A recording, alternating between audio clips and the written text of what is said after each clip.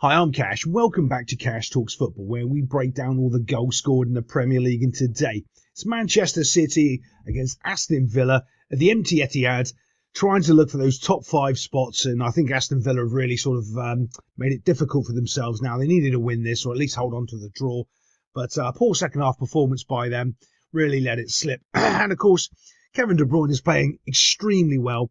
It's funny how players that are running out of their contract and suddenly start playing well near the end of the season. Yes, that's a thing in sports.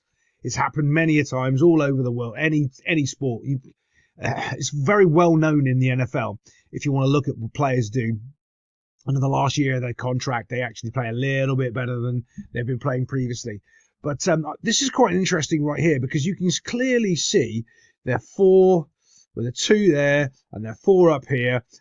You can quite easily see their formation with their 3 up there with a little 1 and then the midfield. Right, it's quite good to actually watch right there. We can see what's going on. But here's the first key mistake. Do you see how he's stepping back, covering?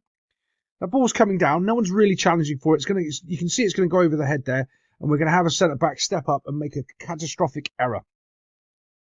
If he's going backwards, you've got to go backwards because that's basically the rule, right? Well, it is the rule. It is the rule. Why? Because he's made the initial action. If you now proceed to go to the ball, you are going to basically alienate him, right? And also, you're going to, well, there's a couple of issues with it, really.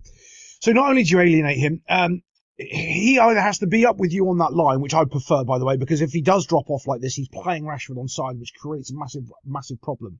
But if you do step forward to win this ball, you have to, as you can see, he doesn't really win it. He just kind of shoulder checks and barges into the player there.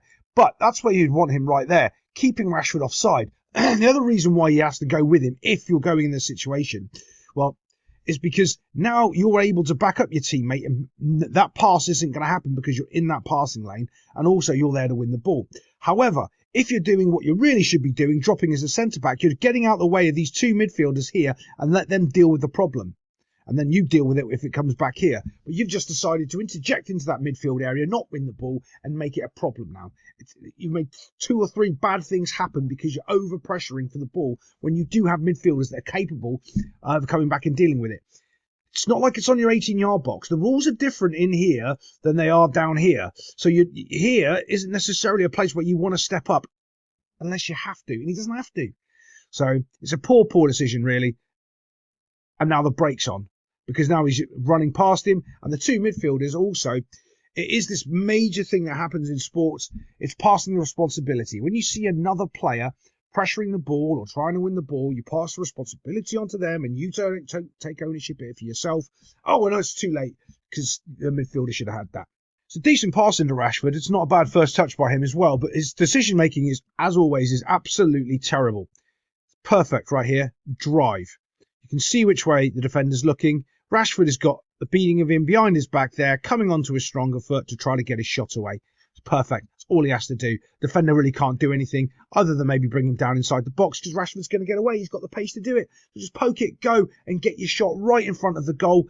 Right? That's where he wants to take his shot from. Easiest place to score from is in front of the goal. But he doesn't. He just tries to get a little bit clever, chops it over here, and brings it onto his weaker foot. That's just poor decision-making. Absolutely poor decision-making. Now, it is interesting as well, if you look at the keeper's position, how much space he's leaving on this side of the post here. Maybe he knows Rashford's a bit rubbish on his left foot, so that's why he's trying to do that, and he's maybe baiting him into it, because keepers do that as well. Go on then, mate. I'm opening that side, so you put it there, because I'm diving that side. But he doesn't. Takes it on. It's a poor shot, really. Keeper's got no chance for somehow where he's gone down really slowly. Hits the post. It's not bad from the old Villa, but they did fall off the second half, and which cost them the game. But let's get on to the goals. Comes the Man City first goal. Ball comes out wide over here. Decent touch to receive the ball. But what I want you to notice is watch. Best player in the world ever there because his name is Cash. Yeah, we know. But look, they're actually in a decent formation here. 4-4. 2 banks of 4. 2 up here. Actually looking quite good. All right. We're going to look at that again in a minute when the goal goes in the back of the net. So it's all well and good, but when the ball starts moving and you start becoming under pressure, how does it change? How does that concertina effect happen with your lines? Do they stay functional as you start to drop? If you were noticing earlier when I was doing that, you can see every single person. Like, I don't know where he's facing that way. Like, it's awful. Okay. Not. You can just see how poor all of a sudden everyone is. Right? Can you see any lines or structure anymore? We've got 1, 2, 3, 4, 5, 6, 7, 8, 9. What? There's no shape, right? No shape at all. So when this comes across, look, 1, 2, 3, 4 players there. Well, 5 inside of the 6-yard box. Where's the lines? Where's the shape? How quickly is that capitulated and just collapsed? In seconds. All he's done is run, receive the ball, run from there to there, and in that time, those 2 solid lines are just an absolute mess. Look how many players for Man City are open and free, sitting here in the box. Yeah, it takes a little deflection, but it doesn't matter. As soon as you start losing your shape and your structure, bad things happen, and then it's just a tap-in. Look, 1, 2, 3 Villa players there, stood there. What are you doing? Like, everyone has just lost completely all composure in this situation, and it's just a simple goal for Man City. Man City aren't that good anymore. Well, not at the moment. I mean, maybe next season, but they're not.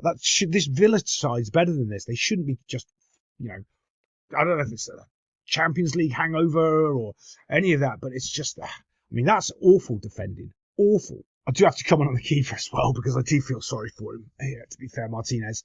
So this is a half decent, no, it's not. It's not even a half decent. This is an awful save, because look, watch what happens. He pushes it down onto his foot, and his foot puts it into the goal. Yeah. Terrible, isn't it? Think about that. Everything's done. Keeper gets it in his hands, but somehow it manages to hit his foot and go into the back of the net. Yeah. Terrible. You know what, though? As your goalkeeper, you're going to make at least one mistake a season that might cost a goal. And if that's the one that you've done, fine, fair enough. You made the save, hit your foot and went in the goal. All right.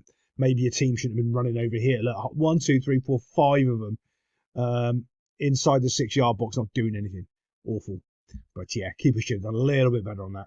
In real time, looking at this, immediately I just thought this was a penalty.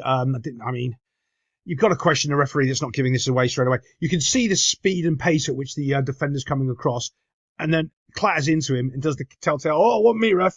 And he's hit him as well, because he's done that little spin move and he's clipped the defender. Now, I don't know where people make up rules in football of, there's no intent, or he's touched the ball. That's not the rules. If he intended to foul him, it's an instant red card. Remember that. If you're intending to foul someone, it's a red card. If you're touching the ball, it doesn't mean anything. You can still foul someone after you touch the ball. It's these things that morons have said on TV, and these ex-pros, and it becomes this thing, and it gets out there into the medium, and it's just rubbish. Yeah, it's a foul all day long. It's a penalty. Now, where the referee's position is, he's looking straight down at it. So he sees this leg here, hit the back of this leg here, and knock his stride out. Watch. Dosh. There it is. It's high up on the thigh. It's a penalty all day long. All day long. I don't even know why he's looking at VAR. Now, that's right, because he didn't give it on the field, because he's bad at the refereeing. Terrible referee. Let's move it on. Before we do that, I'm going to say one thing about the dodgy referee. In football, right, if he's going to the monitor, whatever decision he's given on the field, he's going to reverse. It doesn't matter what game it is. It doesn't matter, like in the Premier League, that is. I'm not sure, because I haven't seen enough decisions overseas. In the Premier League, there's never, ever been a decision, ever, that the referee's gone to the monitor and he stuck to his guns and said, no, it's not a penalty, or it's they've overturned it. It's never happened. So at any moment that goes to that monitor, it's the opposite call of what is on the field. Every single time. Slow penalty from Rashford here, just walking, taking his time, beats the keeper, makes it easy. Who cares? Don't like penalties anyway. We're going a little bit more about that VAR thing. You have to wonder if every single decision, if any time they go to the booth, it's always overturned from on the field. It has to make you wonder a little bit, just a little bit, if it's a 100% overturned rate, that the referee never stands by what he's doing on the field, then that means that the referee on the field, if he's told to do something, he's always going to change his mind, isn't he? Based on what they're saying over there. So what does that really tell you? I'm not going to say it. You should be able to figure it out for yourself. You're smart people. Okay, you know when I'm always trying to tell players in the Premier League how to tackle, when to tackle, get close to the ball. This is a situation where he's too close to the ball. The pass has just come in and he's right there. The problem is he has got too much space, too much real estate in behind him, and you're against Doku. That means he's just going to poke it past you and run. So you do not put your foot in. You stay with him and you drop and you drop and you drop until he makes a mistake, and he will. What's the mistake? The mistake is as he touches the ball, that's your opportunity to try to win the tackle. Not when his foot's not on the ball. If you try to win the ball now, okay, so his foot's not on the ball. So if you put your foot towards it, his foot's closer than yours to the ball, so he can poke it past you. Watch. Dump. Do you see that? As his foot goes dump, it goes straight past him. Bang. Every time. Yeah, it's a case of when I'm in real time and I'm doing it on the field, I do it in really slow motion, and I do it in, like, we take turns. You get a go, I get a go. You get a go, I get a go. So you're allowed one action. Okay? So remember, as you start to do that action, because then I get to do my action. So, for instance, if you're trying to tackle me, it's easier when I'm on the field and I do it. And you start to move your foot, but then I get to start move my foot. Which one's closer? How does this work? And if you break it down really slowly, you can see these little simple things, and you don't make those stupid mistakes and have someone running behind you.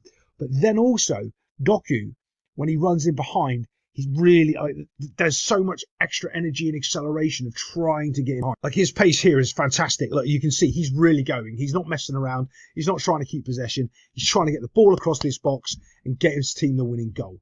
Very well. As this ball's played across the box, though, let's have a look. We've got 1. We've got 2.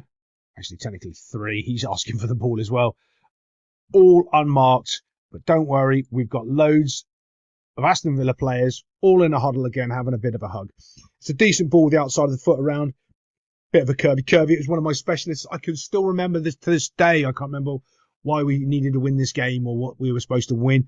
And I played this ball to my striker, and I whizzed it to him. And I was always like doing, it's me, I'm always doing stupid fancy flicks and tricks.